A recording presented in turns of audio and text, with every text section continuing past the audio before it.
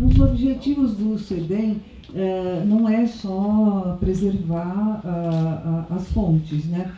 É sim disponibilizar. Então, a gente nunca recebe um arquivo aqui, se não for um acervo, se não for para disponibilizar pesquisador. Aqui, então, não é um armazém, entendeu? Porque quando você não disponibiliza, daí é o que a gente chama de arquivo morto, né? Ele está morto. Não tem ninguém que possa ter acesso. Então, no CEDEM, tudo que a gente recebe é com esse objetivo, tá bom? Então, agora, a professora Edna Pazani. Eu queria dizer algumas coisas, mas eu queria primeiro perguntar daqui da plateia quem foi parte dessa brincadeira histórica que a gente está repetindo. Pode levantar a mão? Tanto o que a gente fala aqui.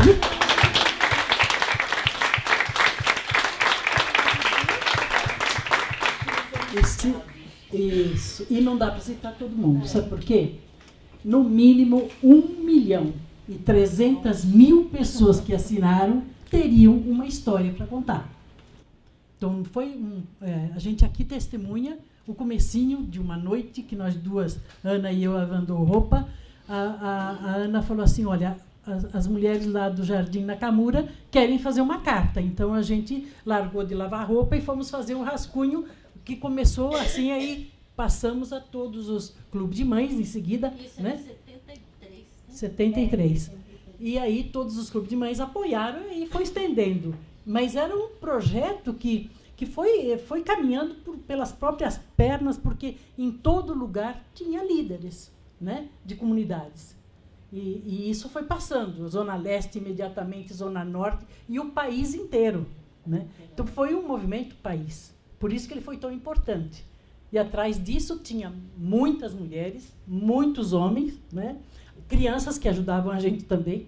Então, eu acho assim, o que é legal é que a gente usou um instrumento de pesquisa, que foi a ferramenta de chegar de casa em casa, né? E depois de rua em rua, depois de praça em praça, e assim a gente foi. Fábricas, né? De manhã, de madrugada, a gente ia para recolher assinaturas. E juntamos muito as necessidades dos operários, e aqui tem alguns, né, com as necessidades, de fato, das mulheres também na casa. E aí, essa dinâmica que eu coloco, que a gente se mobiliza a partir de necessidades. Alguns dizem, não, eu tenho que ter uma ideologia para me mobilizar. Ou eu parto de uma necessidade. Eu acredito muito que a gente se mobiliza, de fato, a partir de necessidades reais. E a partir das necessidades reais, as pessoas vão se encontrando e assim vamos. E a pesquisa foi um instrumento. E eu não vou contar o resto, porque aqui, de fato, nós teríamos 1 milhão de histórias, né? E eu só queria fazer uma ponte para hoje. 1972, 73, era um momento muito sério da mudança do sistema de produção. Então, nós tínhamos, né, o início da automação industrial e o desemprego era maciço. Então, tinha muita gente do interior que veio e não estava preparado para entrar num processo de produção. Só na região de Socorro, em Santo Amaro, foram mais de 2.000 fábricas que se fecharam em pouquíssimo tempo. E aí, essas empresas foram para o interior. Ou desapareceram. Então, lembra a Caterpillar, lembra da Metal Leve, lembra, né, quantas empresas dessas que foram embora. Hoje, e os operários, eu me lembro do Nelson e o Santo, diziam assim, mas será que nós não somos capazes de entender e poder produzir, né, e entender essas novas tecnologias? E as empresas disseram, não dá, é melhor a gente colocar um novo parque industrial, né, numa outra realidade, porque vocês vêm de uma mente e de uma situação que não vão entender a visão desse trabalho. E eu quero lembrar isso, e me perdoem de fazer o link, porque hoje nós também estamos vivendo uma grande mudança, profunda mudança, do sistema de produção. Como a gente é muito teimoso, todos nós, e continuamos a briga, hoje, por exemplo, nós estamos com os laboratórios de fabricação digital da cidade de São Paulo. Esses 12 laboratórios de fabricação digital, o que é a fabricação digital com uma produção histórica que a gente vive? É outro mundo que está chegando. É uma outra forma. E aí a gente se sente excluído outra vez do processo de produção. E temos muito mais desempregados até de quando nós tínhamos na época. E essa nova realidade da fabricação digital, por exemplo, em 2 anos, nós atendemos em 12 laboratórios 85 mil pessoas, uma a uma, que foram para entender ou para produzir. São 2.000 projetos que as pessoas estão fazendo. Tem um garçom que estava aqui no Lido outro dia, fazendo um fogão, e ia disputar um prêmio em Miami, porque ele estava usando 2 softwares, tá? E ia produzir um sistema que economiza luz e economiza gás. Ele estava disputando um prêmio internacional. Ele já estava, era o 2º prêmio que ele ia. Um garçom que enxergou que não bastava ele estar trabalhando na cozinha e fazendo a comida, mas há um novo desafio para o mundo hoje do trabalho. Então, eu acho que a gente tem dentro de nós uma certeza que nos alavanca o tempo todo, né? É a realidade, é uma fé que tem ação, e ação e fé, a gente começa a enxergar aquilo que está na frente da gente, e o que está na frente da gente é um problema de muita gente, e a gente se junta e vai em frente e consegue fazer um processo de mudança. Eu me lembro, como nunca, 2 figuras bíblicas que a gente sempre usava, né? Moisés, Abraão e Judite, né? A mulher Judite que enfrentou Holofernes. Então, a gente tinha muito a visão da salvação eterna e aqui e agora. Os problemas, se a gente iria para o céu, não, mas tinha que construir o céu aqui também, né? O corpo e a alma eram tão importantes para a gente trabalhar essa unidade, porque cuide da alma, porque depois que você morre, você vai ter o teu prêmio. Então, era toda uma visão de ser humano, né, de vida, de trabalho, de ação, que isso foi mobilizando a gente. Hoje, eu acho que a gente tem novos desafios tão importantes quanto essa época. Eu costumo dizer que a gente pesquisa dados. Que bom que a Unesp põe esse arquivo aqui disponível. Pesquisadores estão fazendo, pena que a gente tem que ter mais mulheres também, né? E é muito difícil. A mulher, na ciência e tecnologia, ainda é muita minoria, né? Nós temos muita capacidade de produção também. E a gente está um pouco atrás e precisamos acirrar esse processo também do conhecimento tecnológico, que são as ferramentas que nos fazem fazer também as mudanças, né? E, nesse sentido, eu acho assim que esse processo nos desafia a ter dados. Vamos pesquisar dados. Nós também fizemos pesquisa e construímos dados provando que o processo da economia não dava para resolver daquele jeito. Primeiro faz o bolo crescer, depois a gente vai distribuir o bolo. Essa frase foi eterna no meio de nós, que foi do Delfim Neto e Hernani Galveias, né? A economia e a fazenda, questionando a gente. Depois, então, dados é importante. Okay. O que serve um banco de dados? É para você ter informação. O que você faz com a informação? Gera conhecimento. O que faz o conhecimento? Gera inteligência. O que faz a inteligência organizada e os dados organizados, as informações qualificadas? Eles geram uma possibilidade de você fazer estratégias de inteligência de mudança. Então, eu acho que são, hoje, novos dados, novas informações, novos conhecimentos que nos desafia a uma nova realidade de nova inteligência, que ela é coletiva. Não é mais o engenheiro pensando separado do arquiteto, que separado com o designer, com o programador de eletrônica, mas é a conversa dos saberes, né, que faz com que a gente conheça essa própria realidade e consiga ultrapassar.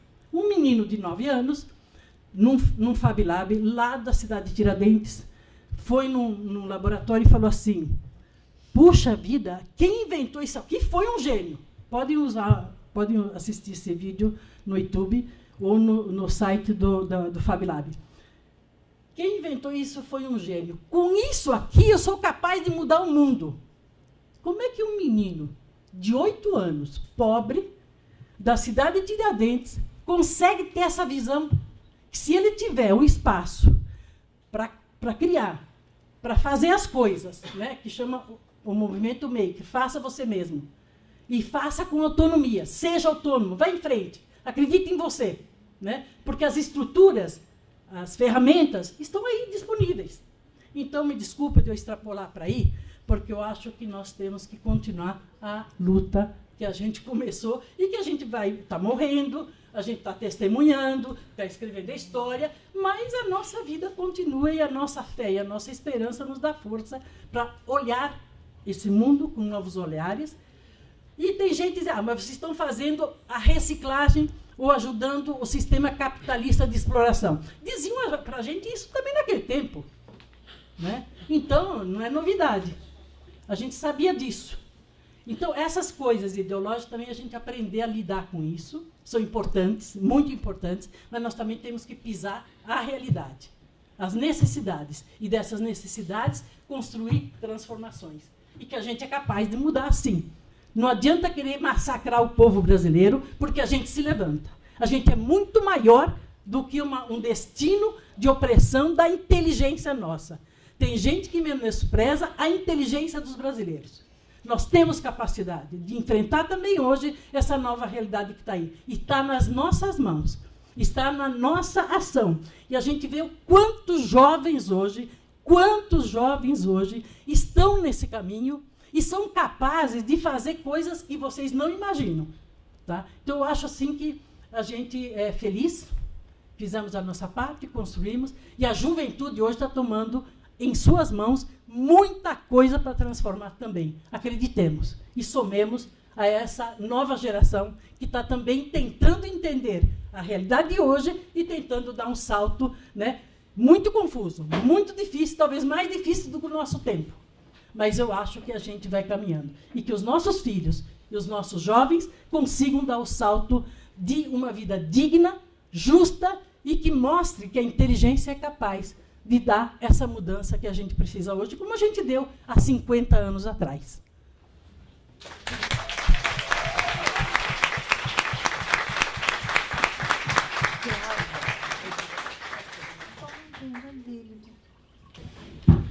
Olha, boa noite, companheiras, companheiros, muitas pessoas aqui eu já vi, conheço, umas eu estou lembrando. Agora, fico muito contente, muito feliz de ver aqui a Odete, a Cecília, a Ana, a Irma, que são figuras, né? São companheiras que tiveram um papel fundamental naquele momento de organizar o movimento. Eu cheguei no movimento, o movimento já estava acontecendo. Mas eu também fico contente de ver esses jovens professores, o Carlos Alberto e o Tiago, né, aproveitarem desse material para recontar essa história, porque a Cecília falou, ela gosta da história, mas eu gosto também, Cecília, eu acho o seguinte, sem a história, a gente não se politiza, a gente não sabe para onde ir, o que está fazendo nesse planeta. Então, nós precisamos da história. Então, é importante ter esse momento, principalmente nessa conjuntura que nós vivemos, assim, de retrocessos políticos, de perdas de direitos, assim, de uma forma tão veloz, né? Porque agora a coisa acontece com muito maior velocidade do que na nossa época, né? E ainda o descaramento, eu fico impressionada. O descaramento é algo assim que me deixa chocada, porque eu, quando 72, 73, vocês estavam lá fazendo um movimento, eu estava na cadeia. Estava lá no pau de arara, cadeia de dragão, enfim. Eu e minha família, né? Inclusive a Crimeia também. Estava lá, grávida, teve o bebê na cadeia. Então, por que eu fui presa?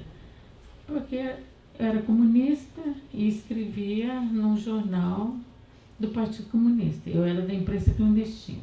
A Crimeia era guerrilheira. Então, quer dizer, nós éramos comunistas, luta armada, e quando eu chego no movimento do Custiveiro, eu sou feminista, eu venho do movimento feminista. Então, estou falando aqui uma feminista comunista da luta armada. Gente, todo mundo ficava de olho em cima da gente, porque você é comunista, feminista, de luta armada, que horror! Você vai dar problema nesse movimento, você só vai trazer confusão para esse movimento. E a gente chegou assim, a gente bastante estigmatizada, né? A nossa história já arrepia mesmo, não tem jeito. Mas eu lá, 74, você sabe que 74 é o ano dos desaparecidos políticos no Brasil. Quer dizer, o ano que tem mais desaparecido político é o 1974, é o Geisel. O Geisel chega com aquela história de abertura lenta, gradual. Então vamos acabar com tudo quanto é subversão, terrorismo, vamos acabar com isso. Bom, eu saio da cadeia, primeiro tenho que procurar um emprego e vou trabalhar no jornal, porque eu já era de jornal, então vou eu para o jornal Movimento. Vou para o jornal Brasil Mulher, que é o primeiro jornal feminista que está lá, né? Você foi esse livro? Da Guerrilha à Imprensa Feminista, é o primeiro jornal. E a gente até escreveu assim, da Guerrilha à Imprensa Feminista, porque a gente saiu de um tipo de luta e foi para outro, completamente diferente. E sempre eu, assim, digo eu, mas é um grupo, são outras mulheres, preocupadas com as mulheres em geral. E onde é que tinha mulher? Era nesse movimento. Então, lá que nós temos que conhecer. É claro que tinha todo aquele debate, mas elas não são feministas, elas são feministas, não interessa, vamos ouvir essas mulheres. E eu vou te falar, eu bebi muito da fonte dessas mulheres, essas mulheres me ensinaram muito. Muitas vezes, elas se colocavam de forma muito mais feminista do que muitas das feministas, entendeu? Que eu falo assim, eu aprendi o feminismo com essas mulheres. E eu acho que o feminismo brasileiro tem muito isso, essa cara popular, essa cara periférica, sabe? Essa cara daquela mulher trabalhadora ali que vai à luta por necessidade mesmo, porque não tem outro jeito, né? E vai com garra, né? Então, foi assim que eu cheguei. E eu vim aqui hoje, cheguei lá, aliás, eu vim por um homem, quem me chamou foi o Santo Dias, você lembra? Ele me chamou, falou, você tem que conhecer essas mulheres, minha filha, você tem que vir. Eu ia lá na Figueira Grande, porque eu tinha uma luta pela creche. Isso você sabe que eu sou, a luta minha é pela creche, que também foi uma discussão dentro do feminismo, mas creche eu falei, não interessa, como é que nós vamos resolver a maternidade, essa criançada, enfim, tudo isso sem a creche. Eu sou da luta da creche até hoje, assim, sozinha ou acompanhada, e nunca a gente acha creche, né? Eu falei assim, meus filhos não tiveram creche, e agora minha neta também não tem creche. Mas foi o Santo Dias que me levou. E eu ainda falava assim, Santo, eu acredito o seguinte, que eu quero ver homem dentro de casa, que é assim que eu acredito, que é feminista. Aí ele me chamou, você vai comer macarrão com frango e um copo de vinho, né, que eu fui lá. Aí ele estava lá com um avental, limpando tudo, fazendo as coisas. Eu falei, bom, aí já melhorou. Porque eu sempre trabalhei muito com homem e pouquíssimo com mulher. Eu vou trabalhar com mulher justamente quando eu saio da cadeia, porque no partido tinha muito mais homem, né? E na imprensa então era só homem.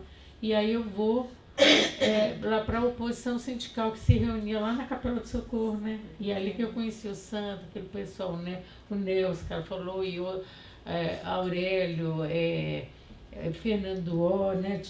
Enfim, tinha um monte de gente lá. Quem? Isso. Tinha vários. E aí eu vou por um homem. Conheço e começo a participar.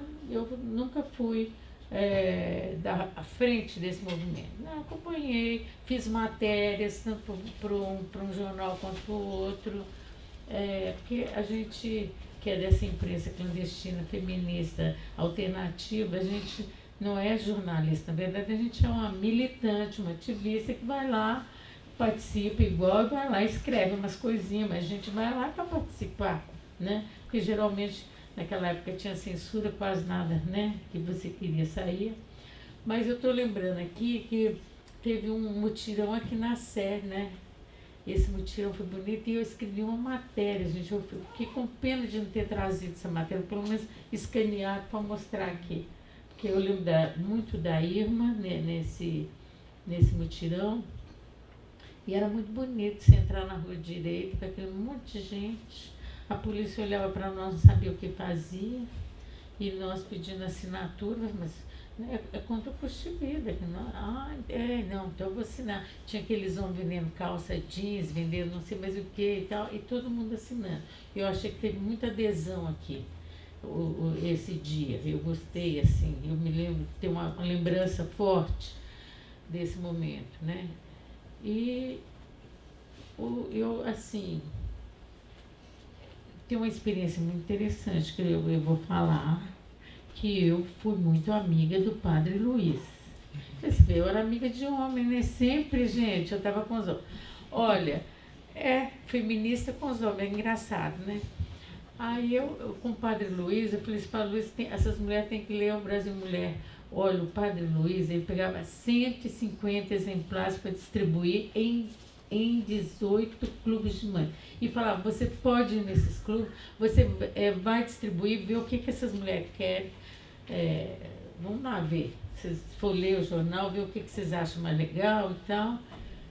E teve um dia, e ele não ficava lá, né, gente, que ele era 18 clubes, ele ia para um, ia para o outro, ele tá lá com aquele carrinho dele, andando, fazendo a coisa.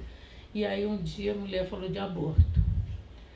E que ele falou comigo assim, vocês feministas, vocês gostam de falar de aborto e não pode falar de aborto com as mulheres. Eu falei, tá bom, eu não vou falar de aborto. Aí as mulheres falaram de aborto comigo, porque acho que elas viram feminista, então vamos discutir aborto. É um assunto que nós precisamos, nós mulheres precisamos discutir muito e tratar da questão, né? A gente sabe aonde que aperta o nosso calo, né? Aí a mulher, nossa, e aí todo mundo começou a falar de aborto, e estou eu lá falando de aborto. E aí alguém contou para o Padre Luiz que teve a discussão, rolou a discussão do aborto. E ele chegou para mim e falou assim, Melinha, mas não pode discutir aborto, você foi lá discutir aborto. Eu falei, não, eu não fui discutir aborto, a mulher que foi discutir, ela levantou, então eu não podia deixar, eu não podia ficar calada. Aí falou, foi assim, então tudo bem. Eu achei assim, eu falei, bom, então eu já entendi como é que é. Então, assim, eu quero dizer o seguinte, esse movimento tem que ser lembrado, tem que ser reeditado, tem que ser trazido, porque é a metodologia, a pedagogia é um movimento pedagógico, é um movimento que você tem amizade, como ela falou, né? Todas as vezes que eu vejo a Cecília, não sei aonde, oi Cecília e tal, porque ela era de lá, né? Ela era lá da Vila Remo, que era tudo ali perto, né? E a gente tem a questão do afeto, que isso dá muita confiança na gente, a gente se sente mais segura, porque hoje está voltando a insegurança, uma insegurança política que nos traz medo e que nos faz desconfiar das pessoas, ainda mais que está na moda delação premiada, né, agora, que é uma coisa absurda, né? Então, é uma afronta à democracia. E a tal da fake news, né? A fake news faz parte, mas eu acho que delação premiada é um negócio assim, eu não sei, a gente lembra do Tiradentes, foi o único que não entregou ninguém, foi o que foi na forca, né? Mas a delação premiada era Joaquim Silveira dos Reis, né? E a gente sempre dizia o que é um traidor.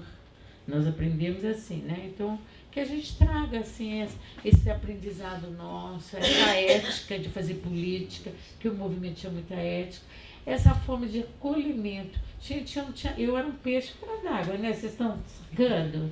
O que uma feminista comunista da luta armada está fazendo aqui dentro, né? E eu estava lá conversando com as mulheres e eu sempre fui muito acolhida por todo mundo. Eu não lembro assim, de ter tido divergência, pode ser, mas assim, um desentendimento, não. Sempre que eu ia, eu gostava muito, gostava das mineiras, porque eu sou mineira, né, gente? Adorava as mulheres mineiras, porque sempre tinha um canteirinho de couve ali, né? Que fazia uma couvinha picadinha ali com um anguzinho, né? Nossa, coisa boa aquilo, gente. Aquilo é bom demais. Então, eu acho que este tipo de movimento nós temos que trazer para o cenário político de hoje, sim. E eu acho que isso é fazer política, é resistir, porque ali, com todas as divergências que nós tínhamos, né, que podia ter, mas nós estamos ali. Era aquele movimento, era aquele povo, era aquelas mulheres que traziam esperança para a gente. Gente, você já pensou você sair de uma cadeia, num aparato repressivo e chegar lá num bairrozinho lá longe e você ser acolhida como gente, ser reconhecida como uma pessoa, assim, uma pessoa digna. Isso é muito bom, gente. Nossa, não tem. E nós estamos precisando disso, porque nós estamos o tempo todo sendo aviltados aqui, hoje, nesse país. Então, quando o Tiago, que eu fiquei conhecendo agora, que eu só conhecia por telefone, ele me chamou, falou, você vai lá? Eu falei, eu vou, porque hoje nós precisamos de ir. Falou desse movimento, é um movimento popular, gente, é um movimento, sabe, que nasceu, esse movimento de base, que tem gente que vira o nariz, mas para que isso? Esse é que segura, né, gente? Na hora da coisa, e a coisa está ficando feia, é quem segura esse movimento. Eu falo assim, eu vim aqui para agradecer vocês, mulheres, que fizeram esse movimento, e que eu quero que vocês continuem nesse movimento, trazendo essa força, sabe, essa esperança para nós, e esse conforto. Eu me sinto muito, eu sempre me senti muito confortavelmente bem junto de todas.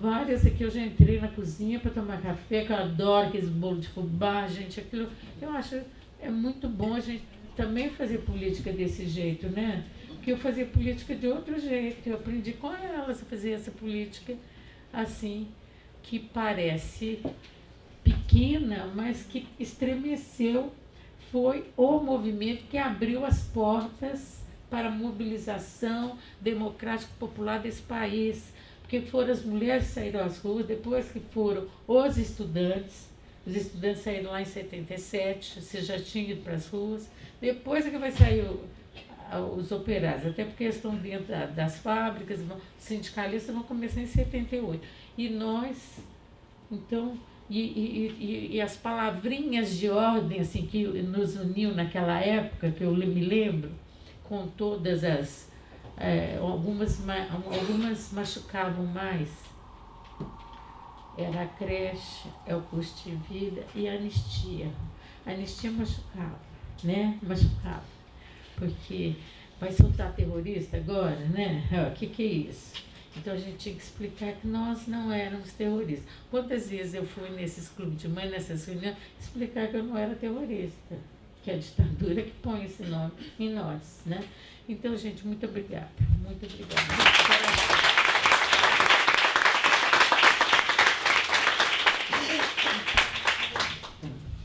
É lógico que a gente que agradece vocês, né, por esses depoimentos.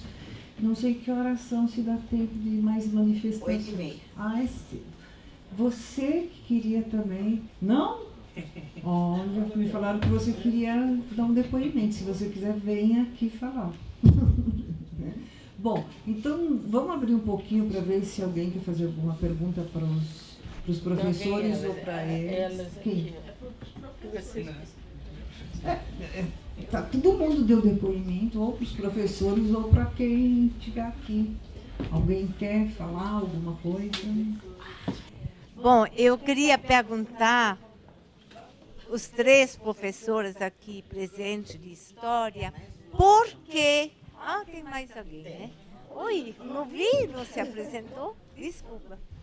Então, por que vocês escolheram este tema como trabalho de vocês? Isso eu queria saber. São homens, jovens, hoje, né? E trazem, assim, a história presente, a memória. Né? Cecília, posso acrescentar? Por que nós, mulheres, não escrevemos a nossa história? por que mulheres também não se dedicam à pesquisa, né? Eu fico perguntando. O Griboski, essa semana, escreveu um artigo lá do IBASE de Brasília, dizendo assim, ok, Dia Internacional da Mulher, eu, homem, como é que eu me sinto? O que eu sou como homem? Então, eu acho que, eu pergunto, muitas vezes, as pessoas, por que vocês não escrevem, vocês mulheres, por que os homens têm que contar a história das mulheres? Eu tenho uma posição, mas eu não queria falar. Eu acho que a gente não sabe lidar com o poder e usar o poder e manifestar o poder. A gente é muito pé no chão, mão de obra, massa barro, né? E eu acho que era bem legal se alguém puder considerar isso. Por que nós, mulheres, não escrevemos e não contamos? Eu acho que a gente fica fazendo no dia a dia tanta briga, não sei. Bom, meu nome é Daniele, eu sou moradora da periferia da Zona Sul de São Paulo, sou do Jardim São Luís, né, e faço parte de um coletivo feminista de mulheres da periferia de lá. E quando...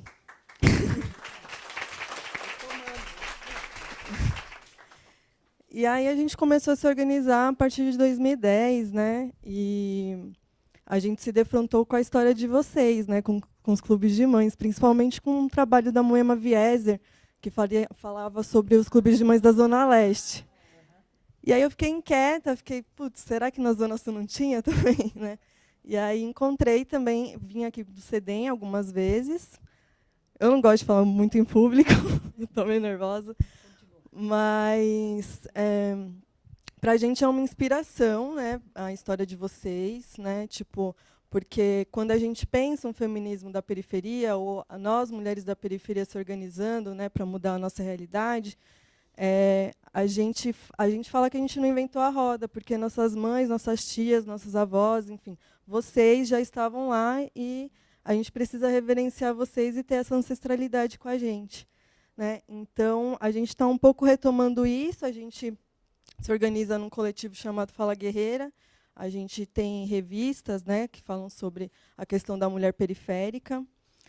Atualmente eu estou no mestrado da Unicamp, pesquisando sobre isso e também revisitando como seria essa formação do feminismo brasileiro sem contar a história das mulheres da periferia. Né? Então, a gente está reivindicando o nosso papel na história. Eu queria muito falar depois com vocês. Pesquisa, né?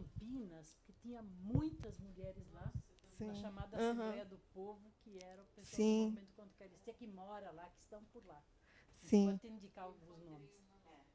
É que o meu recorte é a Zona Sul. É porque eu sou do Jardim São Luís, tenho amiga de Jardim Nakamura, do Capão Redondo, do Campo Limpo. Então, para a gente é muito importante revisitar essa história que aconteceu lá e que pouquíssimo é contado. Até para a gente pensar o movimento cultural das periferias e tudo mais, como a história das mulheres é totalmente invisibilizada e agora a gente está nesses espaços de poder e está conseguindo reivindicar mais isso.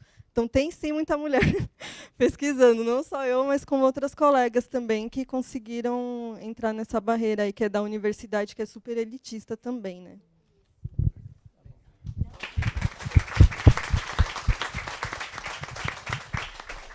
Escuta falar isso. Tem a Jo, que começou aqui para escrever o livro, e não sei o que aconteceu, nós não vimos o livro. Não, estou dizendo especificamente sobre as mulheres também. Ela está fazendo esse trabalho, eu acho muito legal. Ainda era da área onde nós trabalhamos, Ela é Jardim São Luís. Bom, meu nome é Gisele, boa noite a todos. Eu, na verdade, estou começando, estou fazendo um projeto de pesquisa para o meu curso de especialização em História Social e o meu projeto, por isso que eu estou tão encantada de encontrar vocês, senhoras todas juntas, que é relatar essa história pelo olhar de quem participou a partir da história oral. Eu comecei vendo o trabalho do Tiago, que faz esse relato do movimento Custo de Vida. É apaixonante. Eu não lembro o teu nome. A Daniele foi fazer uma oficina lá na PUC, e do estudo deles do jornal Movimento, e falou com todo esse encantamento. Então, assim, quem tem acesso à história protagonizada por vocês se encanta. E aí a gente encanta. Porque é um trabalho de base, porque é humano, porque é vivo, porque é encantador. Às vezes falta um pouco de palavras e até a gente teve, mas assim, eu tenho experiências com outros movimentos sociais e isso a gente não tem. Esse trabalho de base que vocês fizeram, essa relação humana, essa coisa sagrada, quando lá na outra palestra que a senhora falou, que assim, nós não estamos falando de luta, de política, a gente está falando de um direito sagrado, de ter um teto, de ter uma vida digna, de ter alimentação para os filhos. E isso a gente não está falando de, agora vamos falar da propriedade privada ou não, a gente está falando de um direito humano sagrado. Isso que é o que agregava e que agregou tantos setores distintos, que aqui tem o pessoal do PCdoB, o pessoal da igreja, as donas de casa, que às vezes eram colocadas como as não politizadas, como donas de casa. É um movimento tão vivo, tão humano, que, eu sei, encanta demais. E o meu projeto é esse, então eu estou começando a levantar dados e pesquisa para fazer um relato de história oral, de como as senhoras viram isso, vivenciaram, como olham hoje, como continuam na militância, como a dona Irma, continua trabalhando e lutando por isso. Então, assim, tem muita gente fazendo muita coisa, estudando. Agora, acho que nunca se estudou tanto a questão do gênero, a questão de luta, mas acho assim, às vezes a gente fala, os homens estão estudando as questões, as mulheres. Então, assim, a gente não tem que... Não tem um lugar de fala só. Eu acho tão digno os homens estudarem a questão das mulheres, como as mulheres também. E muitas vezes a gente fica falando, por que os homens estudam? Porque, historicamente, eles tiveram acesso a isso muito mais do que as mulheres. Então, eles estão há mais tempo estudando, mas é tão legítimo. Quantos homens estiveram presentes? É tão legítimo o estudo, e é uma história que não pode se perder, e é uma história que está aqui, é uma história tão recente que hoje, aqui no acervo, eu falei, gente, de 88, isso foi ontem, e pedindo atestado de esterilidade para entrar no mercado de trabalho, um movimento contra isso. Então, são coisas que hoje parecem absurdas, mas que aconteceu ontem, e vocês estão aqui, sei lá mais o que dizer. Eu queria muito o contato e continuar esse estudo.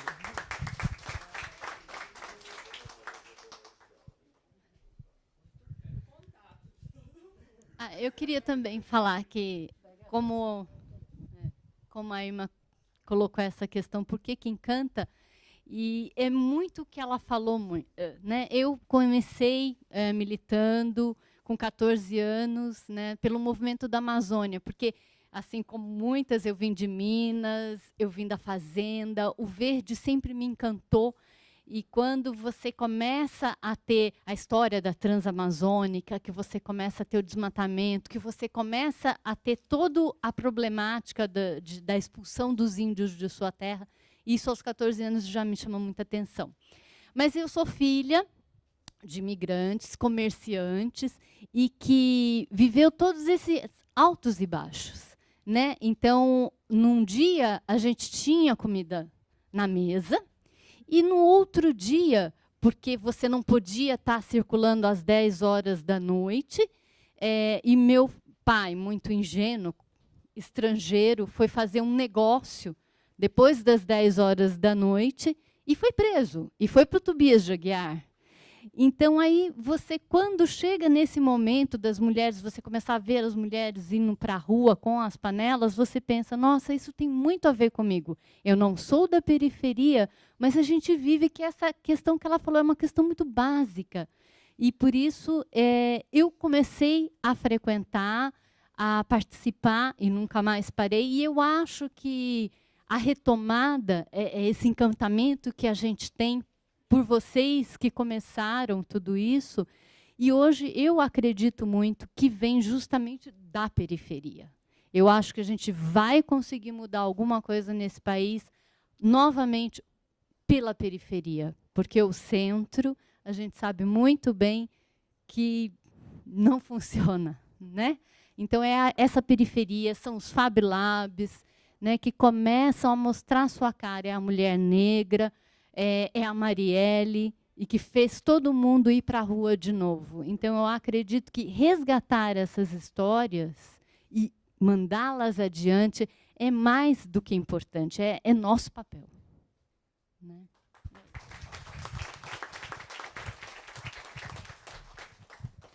Boa tarde, boa noite, né? Na verdade, eu queria agradecer a possibilidade. Amelinha, é um prazer imenso voltar a te ver. Não sei se você lembra de mim, Mabel da Fala Preta. Fala Preta é a Organização de Mulheres Negras. E eu vim aqui com esses alunos e alunos aqui da Faculdade Paulista de Serviço Social. Eu dou aula de movimentos sociais para eles e, assim, eu vejo no movimento de mulheres, de mães de base, movimentos eclesiais de base, o movimento que deu mais certo, o movimento que veio transformar a sociedade brasileira. E aí a gente veio aqui beber na fonte dessas mulheres brilhantes que deixaram suas casas de lado e veio pensar no coletivo de mulheres, o que essas mulheres precisavam para poder sair para as ruas e trabalhar e ter uma creche para deixar os filhos. Como que elas poderiam mudar a realidade desse custo de vida e colocar comida nos pratos? Como é que elas poderiam fortalecer, inclusive, o movimento feminista? Porque se não é o movimento de mulheres de base, o movimento feminista não ganharia corpo. Então, assim, quando vocês recebi a mensagem, não sei por quem, eu troquei de disciplina com outra professora, coloquei tudo, fiz um fuzuê, né? E a gente tá até sentado, tem um monte sentado na outra sala, porque não coube todo mundo aqui do lado de cá, porque a gente precisa rever e entender como é que funcionou lá. Eu sei que são outros tempos, conforme você disse, hoje são outras tecnologias, mas a gente precisa beber de novo aí, para ver como é que a gente transforma hoje. O que está faltando? E você falou tudo bem, precisamos nos unir. Porque lá um movimento se interligava ao outro. E hoje está tudo muito fragmentado. E talvez seja aí o nosso erro. Eu acho que vocês precisam voltar e nos ajudar a recuperar, a fazer de novo. Não é? Porque alguma coisa precisa ser feita para a gente poder retomar de volta, botar o pé no chão, né, ir para as ruas e falar, vamos mudar esse país, porque senão a gente está entregue. Né? Eu acho que é beber um pouco dessa fonte e agradecer muito, muito, muito o que vocês fizeram para o nosso passado e que a gente precisa de vocês de novo agora. Tá?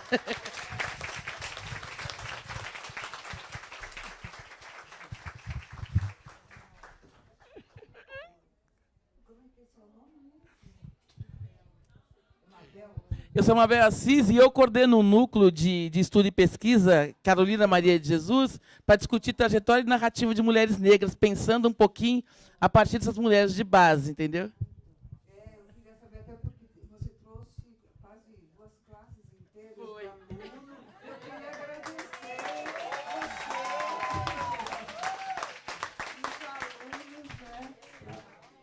Eu acho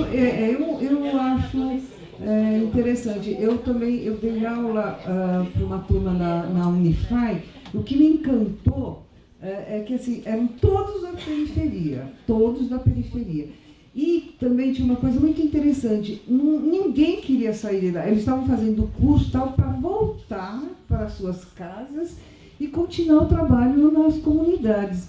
Então, isso assim, me encantou de uma tal maneira, porque eu achei tão interessante. Ai, ele vai embora. Então, tão interessante, né? Isso que você está falando, quer dizer, é a periferia que está se organizando, que eu acho que veio outra vez daí, né? Como elas trouxeram, eu acho que a luta, né, vem de lá. E das mulheres. Assim, respondendo o porquê, né, do interesse meu em pesquisar o Clube de Mães, primeiramente o interesse em estudar a trajetória do Santo Dias depois do Clube de Mães, nasce assim da minha própria trajetória, né? Eu, desde jovenzinho, eu participei da Pastoral da Juventude, primeiramente aqui na periferia, na zona leste de São Paulo, né? Eu sou nascido no ABC, Depois meu pai era metalúrgico, aposentou e foi para o Paraná e queria sair da cidade grande, né? Quando o trabalhador aposenta e quer voltar para o interior. E aí lá eu continuei na Pastoral da Juventude. A Pastoral da Juventude me levou para militância política, né, no PT também. E isso, né, depois, como professor, pesquisador, no sindicato dos professores, eu sou dirigente sindical também, lá da PP Sindicato, lá do Paraná. E esse interesse nesse processo de redemocratização do Brasil sempre foi minha área de interesse, essa fronteira, né, essa luta, o papel decisivo dos trabalhadores no processo de redemocratização do Brasil. Porque eu sempre via, quando se fala em ditadura, se costuma mostrar muito os intelectuais, né, se mostra muito o pessoal voltando do exílio, mas eu gostaria de dar voz aos trabalhadores. Então, todo o meu trabalho foi nesse sentido, né? Primeiramente, no caso da trajetória do Santo Dias, e posteriormente da memória, né, da valorização da memória ao Santo Dias, e posteriormente, né, também da história social das mulheres, né? E uma coisa assim, lembrar, lá no sindicato, principalmente na PP Sindicato do Paraná, essa questão de gênero, do feminismo é muito forte. E até nós, homens que fazemos parte, temos que todo dia tentar fazer o enfrentamento e nos reconstruir, tá? Então, quando se propõe, quando eu vou participar geralmente dos encontros nas universidades aí, o pessoal me questiona, por que você estuda gênero? E é toda vez, né? E é só eu de homem e um monte de menina estudando as outras coisas, né? E eu sempre falo, pessoal, um mundo mais feminista, mais acolhedor é bom também, é melhor para os homens também. Não é só para as mulheres. Então, eu penso assim, quando eu trago essa nova abordagem, também o intuito que o mundo feminista não é bom só para as mulheres, é bom para os homens também, que é uma sociedade mais acolhedora, mais solidária, mais fraternal, menos egoísta. Então é bom para os homens também. O feminismo ele não é só o mundo da mulher. O feminismo é o mundo onde a mulher e o homem estejam em pé de igualdade, né? Em pé de igualdade. Então acho que isso, claro, se for as mulheres contando, né, fazendo a história das mulheres, é melhor. Assim como, por exemplo, os negros, fazendo a história dos negros. Isso é o ideal, mas tem que ter esse pontapé, tem que ter esse despertar, né? Eu acho que é isso, tá?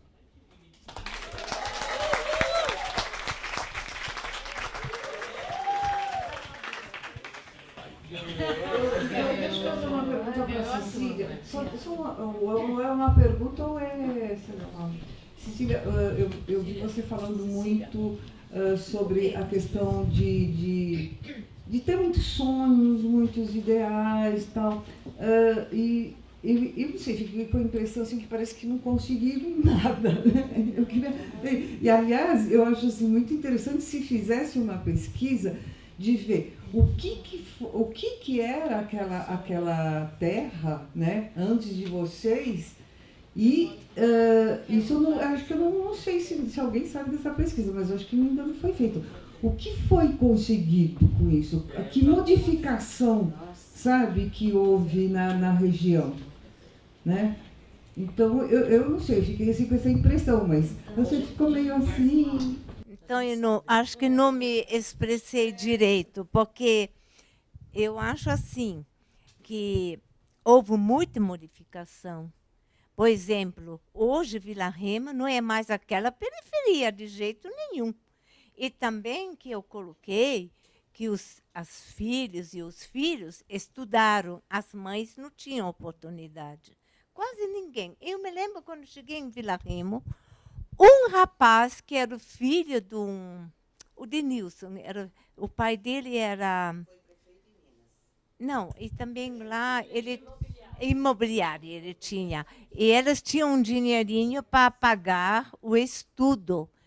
Todo o resto que participava do grupo de jovens e da comunidade não estudava, só o básico. E olha lá, quantas mulheres que nós conseguimos naquela época trabalhar nas creches, que foi uma luta nossa, de repente vieram 20 creches. 300 Sim, mas na nossa área, estou falando da nossa área, não todo São Paulo, porque nós trabalhávamos lá. Eram 20 creches, foi 1980.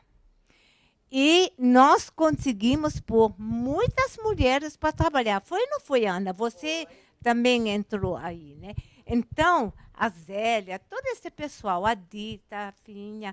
E, então, isso eu acho foi uma grande conquista e mudou. E também que eu disse, o que nós não conseguimos essas 3 reivindicações, vamos dizer, mas as mulheres cresceram muito na visão, na consciência, na autoestima, estava muito baixa. Nós fizemos muitos treinamentos, lembra-se disso? Mais amplo, para justamente trabalhar o valor da mulher, que ela tem um papel na sociedade e na vida, né? Em todos os níveis, setores. Isso eu acho que mudou muito. E quando, eu não falei aqui, né? Depois eu fui embora de São Paulo, fui lá para Maranhão, que eu achei muito bom também, porque lá o povo realmente é pobre, lá tem pobreza. E nós morávamos numa ocupação, ou foi um pedaço de terra que os políticos dão quando tem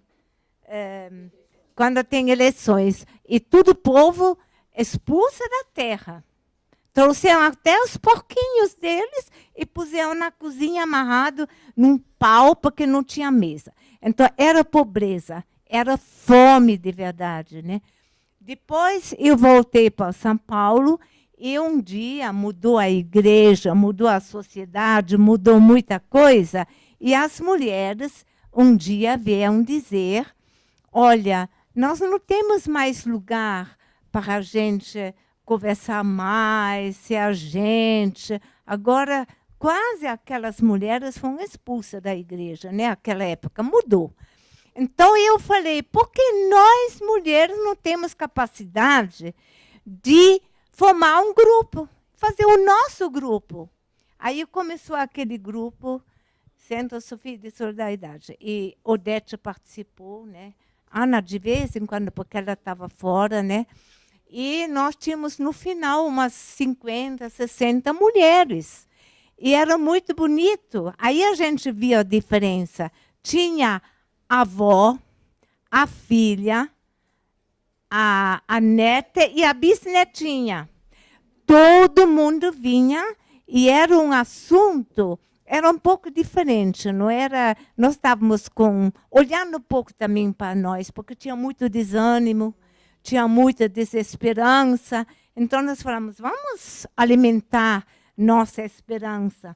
E a gente fez uma parte sempre assim para fortificar nós mesmas, nos valorizar, resgatar nossos valores e nossa capacidade. E, no mesmo tempo, nós também sempre olhávamos o que está acontecendo por aqui. Por exemplo, nós participamos tem 2.000, como chama ainda? Meu Deus, 2.000 razões para marchar. Você lembram disso? No ano 2000? E outros movimentos que tinha, e nós estávamos ligados à SOF também. A SOF, elas também tinham umas lutas aí. E elas também, a gente tinha uma ligação com elas também, né? Então, quando tinha uma luta maior, a gente estava junto, né? Então, eu acho que sim, que mudou muito. Só que, no momento, como nós falamos, estamos um pouco na baixa, assim, no desânimo, na economia, de muitas coisas, e depois tem muita coisa que atrapalha a gente. Por exemplo, você vê um noticiário, você não escuta nada que estas mulheres estão fazendo e falaram hoje aqui, né? Está só dizendo a corrupção todo dia. Então, isso entra um pouco no pessoal. Então, diz, não vale a pena a gente mais lutar, não. Nós lutamos muito e hoje, como que está? Eu acho que mudou muito. E nós, graças a Deus, não perdemos a esperança. Eu queria falar só uma frase ainda, uma frase que não falei antes.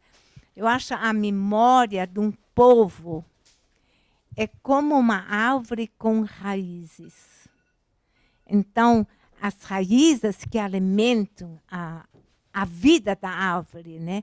E assim eu penso a memória, né, que também pode inspirar, né, o presente nosso.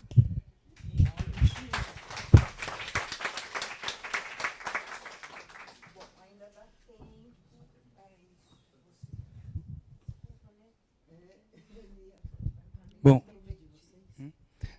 só para responder a pergunta da Cecília, eu acho que são 3 questões aí que estão misturadas. Uma, ela acabou de deixar claro, eu concordo plenamente com ela, a questão da visibilidade. Isso a gente pode pensar qual a visibilidade que esses trabalhos feitos por mulheres têm no Brasil. Mas sobre mulheres que pesquisam mulheres, aí eu discordo um pouco. Eu acho que a gente tem muitas mulheres pesquisando e produzindo. A professora acabou de citar agora. Eu posso, por exemplo, usar... Eu sou professor da prefeitura, estou em greve. Mas eu posso usar na minha aula, por exemplo, Carolina Maria de Jesus. Eu posso usar um cordel escrito por uma outra mulher contando a história da Carolina Maria de Jesus. Então, eu acho que isso tem muita coisa. Mas no caso do Clube de Mães, aí eu também concordo. É uma coisa, mas aí eu acho que tem menos a ver com a questão de homem e mulher. Na verdade, tem poucos trabalhos sobre os clubes de mães e sobre o momento do custo de vida. Exatamente. A gente tem... Não, que não quer dizer que não existam. Mas, assim, na década de 80, então, teve uma força muito grande. Vera Teles... Eder Sade, a gente tem um grupo da sociologia muito forte estudando esses movimentos. Depois vai acontecer uma desilusão em torno desses movimentos e eles acabam jogando fora tudo. Assim. Então, tem até uma crítica machista do Chico de Oliveira que vai falar que nunca se gastou tanto papel com movimentos sociais urbanos. Assim, tipo, então, tem essa questão. Assim, para a gente entender. Então, veio uma desilusão muito grande. Sim, né? Então, a própria esquerda vai ter essa desilusão, acho que isso vai refletir. Então vai ter essa empolgação muito grande, e aí se joga fora um pouco o bebê com a bacia, e aí os clubes de mães acabam ficando um pouco estudados. Então eu acho que tem isso. Mas não quer dizer também que mesmo sobre eles não existam mulheres que estudem. Eu mesmo não trato tanto a questão de gênero, porque já existe, no caso do movimento do custo de vida, um trabalho, infelizmente ele é um pouco invisibilizado, mas porque ele ficou só com uma dissertação da PUC, que é da Maria, ela era... Eu acho que a dissertação dela é em teologia, mas ela fez história também. Maria Cecília Domese, chama Elas Ergueram as Panelas. Então, no caso dela, ela não é um trabalho sobre o movimento de custo de vida, é sobre as mulheres da região da cidade de Ademar. A Ana Guedes, que não pôde estar presente hoje, talvez poderia ter falado um pouquinho. E aí ela vai pegar toda essa questão de como era a questão das mulheres, inclusive do movimento de custo de vida, mas não é o foco principal dela. Então, existe. Outra... Moema Weiser. Então, ela tem o estudo mesmo, ela fazia naquelas revistas, eu usei, inclusive, sobre os clubes de mães da Zona Leste, ela tenta fazer esse levantamento, e é muito bacana, eu não conheço dissertação, assim, dela, de estudo. É uma dissertação? Ah, tá, do dela eu não cheguei a usar, eu usei só essa revista, que eu acho que deve ser a mesma que você...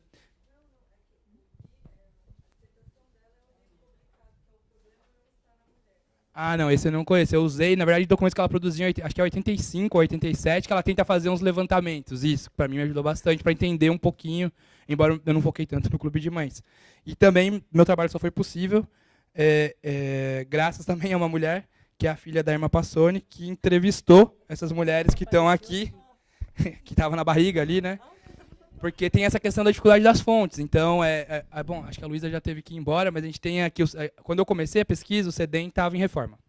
E aí eu consultei muito no CPV, no Centro Pastoral Vergueiro, que hoje foi doado o acervo para o AEL da Unicamp, e ainda está longe de ser disponibilizado, pelo que eu fiquei sabendo.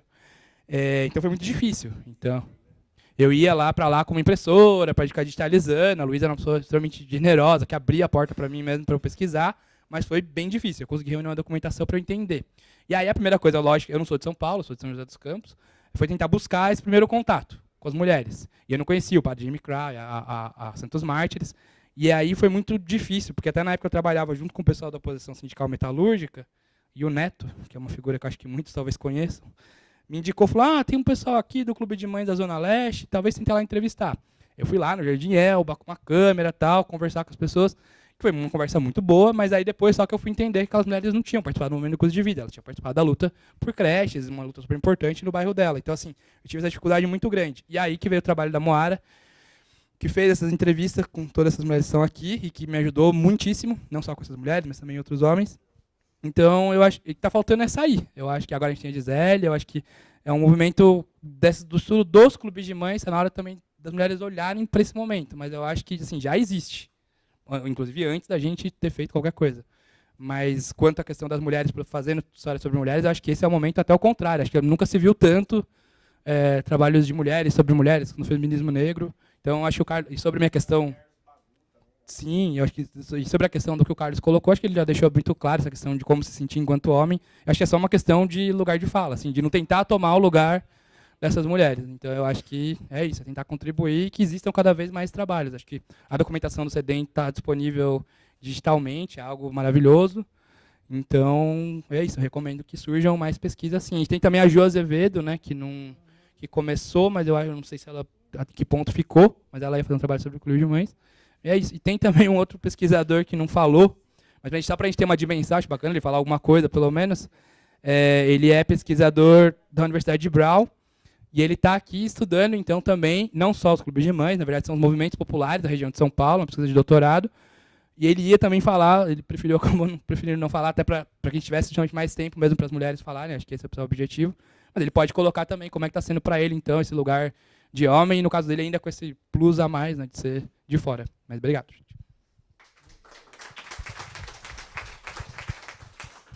Boa noite a todos. Eu sou Daniel McDonald. Eu sou estudante de doutorado na Universidade de Brown, nos Estados Unidos. E muita gente me faz essa pergunta, né? Por que você veio para o Brasil, na primeira instância, e por que você está estudando movimentos femininos, principalmente femininos? E...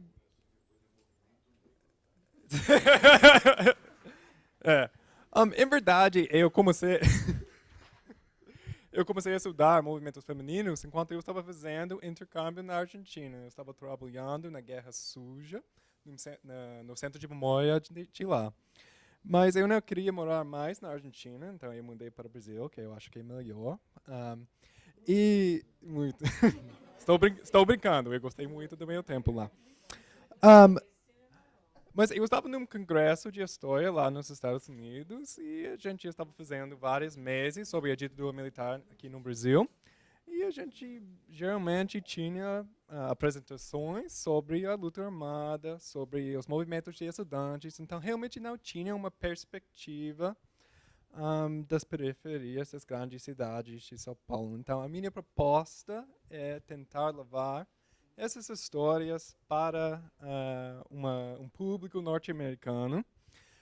E quando eu vi falar desses movimentos, eu achei muito corajosa, me inspirou muito.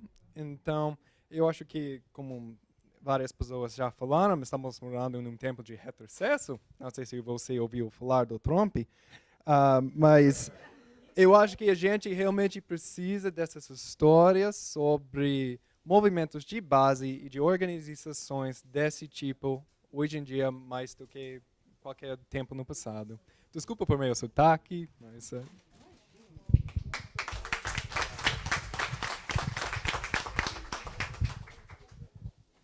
Posso lembrar, nós tivemos uma pessoa no movimento Custo de Vida que a gente precisa lembrar eram as religiosas americanas que não se participavam, a irmã Ruth, né?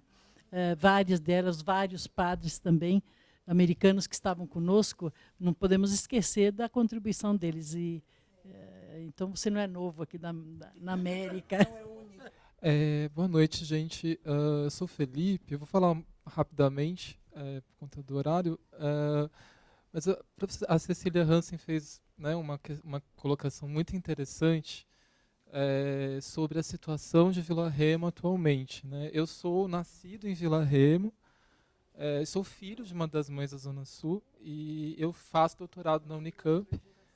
E eu trabalhei com a organização do acervo em 2011, na época em que nós fizemos o projeto da FAPESP com a Jaci, na digitalização de vários fundos documentais aqui do CEDEM, né? E eu acho que eu fiquei um pouco tocado pelo que a senhora disse, assim, porque eu me lembro muito dos meus avós dizerem que nós vivíamos num momento de profunda pobreza e que havia muitas pessoas passando fome em torno de nós, né? Eu sou nascido nos anos 80, sou mais jovem, mas eu posso dizer que o fato de eu estar na universidade, da minha família ter tido acesso à educação e à universidade pública, se deve diretamente à ação das senhoras. E eu acho que isso a gente leva para a vida toda, sem dúvida, né? Porque minha avó se chamava Sebastiana Bueno. Ela morava na Remo Sartre, ela tem 87 anos e muitas vezes ela relata, mas com um pouco de dificuldade, por conta já, né, da idade avançada. Mas eu acho que um pouco nesse sentido, porque naquela região, a questão do acesso à educação foi um fator de desenvolvimento social, de ascensão social, mas não no sentido do consumismo, né, no sentido da renda da classe média, mas no sentido dos valores humanos, né, que nós tivemos acesso através do movimento custo de vida, né, daquele período.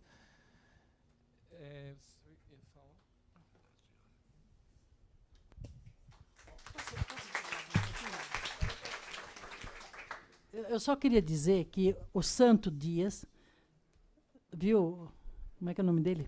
Felipe. O Santo foi o primeiro coordenador de um movimento de escola que começou no Jardim Alfredo e que a gente conquistou com esse movimento 25 escolas estaduais daquela região. E eu acho assim que eu fui professora daquela região também, da Luciana, que é filha da Ana e do Santo. Para nós era muito importante, sim, e nós salvamos muitos terrenos lá, em todo o bairro, tem uma escola, porque veio também tão... É que assim, movimento de custo de vida, mas também era movimento de escola, movimento de creche, movimento de saúde, transporte, o mesmo, cada um pulava do jeito que precisava, né? Então, acho que é uma educação popular disseminada, mas ela também foi localizada. A água, por exemplo, última vez que a gente foi para a Sabesp, e a gente morava ao lado da represa Guarapiranga, onde nós não tínhamos água. Os poços eram 34 metros para chegar à água, né? Nós fomos com 47 ônibus cheios de gente na Sabesp para conseguir água. Então, acho que a educação popular, formal, e a educação disseminada, que eu acho que foi muito legal. E aí eu lembro que tanto a Teles como a Cecília e a Ana falaram, a metodologia, é muito importante isso. Nós tínhamos, sim, a metodologia Paulo Freire. Tá? E a metodologia Paulo Freire é que fazia com que a gente enfrentasse a forma correta de entender os problemas, de juntar soluções e juntar a alfabetização junto com a realidade, né? Eu acho que essa a irmã Ruth, por exemplo, que era americana, coordenava no início comigo tanto o movimento das donas de casa, né, dos clubes de mães, como a educação popular. Isso na região sul inteira, que eram 80 paróquias, era desde o Ipiranga até a BR-116 em Juquitiba. Né? Então, acho que a educação ela é formal e vocês beberam dessa educação disseminada, que é muito legal vocês também estudarem isso, que é onde sua mãe participou, e não era fatiado, ia se somando. Onde tivesse problema, a gente tinha uma educação popular para a gente enfrentar. Meu nome é Simone, eu sou professora da Geografia da USP. Eu queria fazer um convite para todas e todos, para que essa conversa se estenda. A gente está organizando para começo de maio uma mesa sobre o tema do Clube de Mães e com algumas das colegas que estão aqui, uma exposição também com material que a gente está pesquisando aqui no Centro de Memória. Então, todos convidados no prédio da Geografia, da História e da Geografia, para uma segunda rodada, para continuidade desse papo legal. O evento é no dia 2 de maio, à noite, 6h30. Oi. Olá. Eu só queria saber como elas se sentem quando elas viram as panelas baterem recentemente. Eu só pensei nisso. Eram outras panelas. Sente mal, muito mal. Meu, parece que você estava onde eu moro. Assim como usurparam a democracia, usurparam as panelas.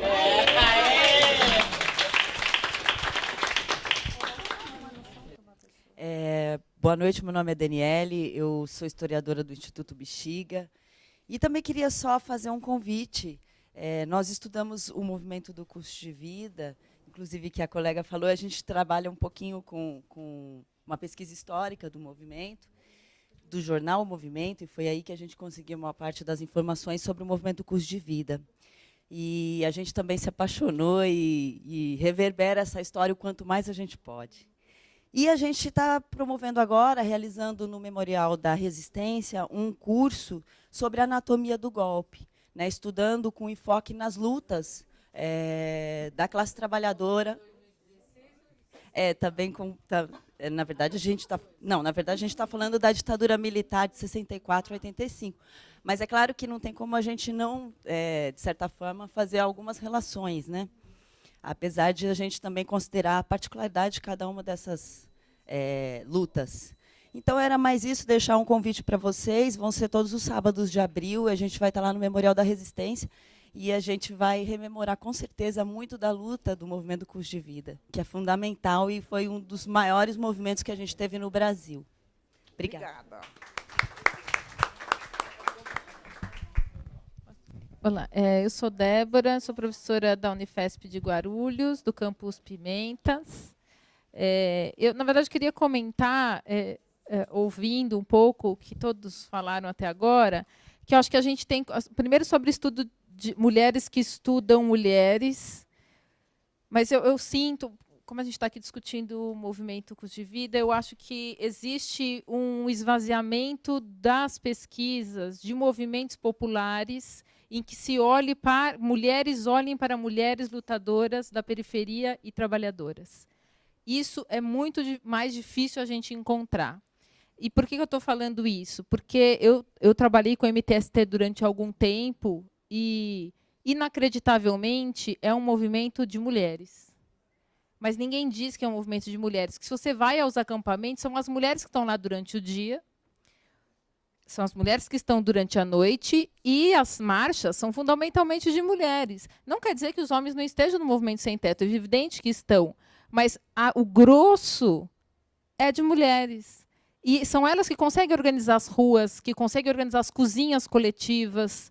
E, inacreditavelmente, existe um único texto sobre MTST e mulheres. E eu faço parte do grupo que não estudou mulheres no MTST. Porque, inclusive, como pesquisadora, há pouco tempo eu tenho olhado para essa questão, porque eu também sou de uma geração que ou você estudava mulher porque você estudava feminismo, ou você não estudava mulheres. Então, essa é uma questão também para que a gente consiga se colocar, olhar para isso, que é onde estão as mulheres que lutam desde sempre, né? E continuam lutando, porque, em grande parte, a gente olha e diz, não, mas as mulheres lutaram, né? E eu estava ali atrás com algumas pessoas dizendo assim, não, voltem para a luta, nos ajudem. Não, ninguém nunca saiu. Muitas nunca saíram, né? Então, assim, é uma questão para a gente se colocar também, que é, por que mulheres, e eu estou falando isso porque eu sou da região do Sapopemba, né? Então, eu sou, assim, se há um lugar onde eu poderia olhar e falar, aqui tem luta de mulher trabalhadora na periferia, eu estava lá, né? Eu fui resultado disso, como ele foi do Remo, eu fui do Sapopemba. Eu também só consegui ir para a universidade porque as escolas existiam naquele lugar e eu pude fazer essa trajetória na escola pública que existiu naquele espaço. Mas nós, hoje, eu sinto que, aos poucos, a gente tem conseguido olhar para movimentos como o movimento que estamos aqui discutindo, para que a gente possa beber nesses estudos e olhar para os movimentos que tem hoje e dizer, são movimentos onde as mulheres estão, onde o fato de estarem as mulheres com uma trajetória de trabalho e com uma trajetória de família, faz com que esse movimento tenha estas peculiaridades. E não o simples fato de que é um movimento onde habitam mulheres, né? Porque essa é a grande diferença. Que habitam mulheres, habitamos o planeta. Mas que o fato de sermos mulheres, com a forma como trabalhamos, como estamos no mercado, ou como não estamos, ou como nos é negado estar, na família, como nos é negado estar, pelo fato de estarmos muito mais voltadas, em grande parte, para as atividades da reprodução da vida dos outros, né? É que faz com que a gente diga este é um movimento não só protagonizado por mulheres, é um movimento em que a ação das mulheres faz com que o movimento seja desta forma. Eu acho que isso é uma coisa muito recente e que eu acho que os estudos que olham para estes movimentos, né, desde o período da... Agora a gente não pode falar mais da ditadura, que tem que falar da outra, né? Da outra ditadura, faz com que a gente tenha um aprofundamento. Acho que vai nos trazer muitos elementos para olhar para esses movimentos atualmente.